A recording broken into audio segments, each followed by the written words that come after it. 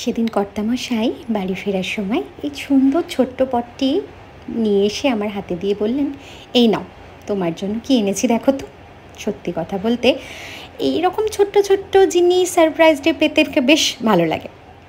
আমি এই ছোট্ট পটটির মধ্যে বেশ কিছু মানি প্ল্যান্টের ডগা ছোট্ট ছোট্ট করে কেটে জল দিয়ে এই গাছটায় বসিয়েছি।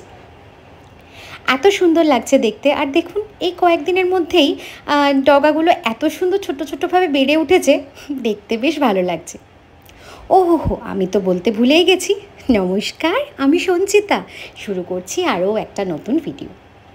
আজকে চলে এসেছি আমার লাঞ্চের এই প্লেটটা নিয়ে। লাস্ট কয়েকদিন হলো যা তা খেয়ে চলেছি, একদম ভুলভাল উল্টোপাল্টা।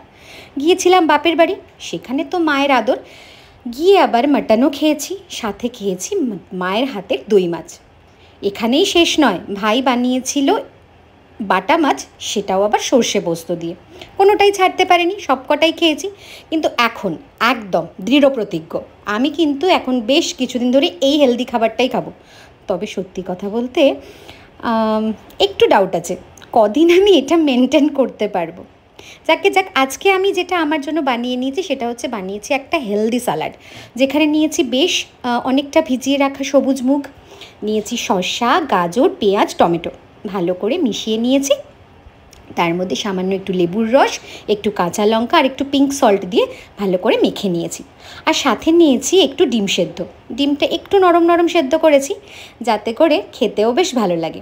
আর ওপর থেকে একটু লবণ গোলমরিচের গুঁড়ো ছড়িয়ে দিয়েছি।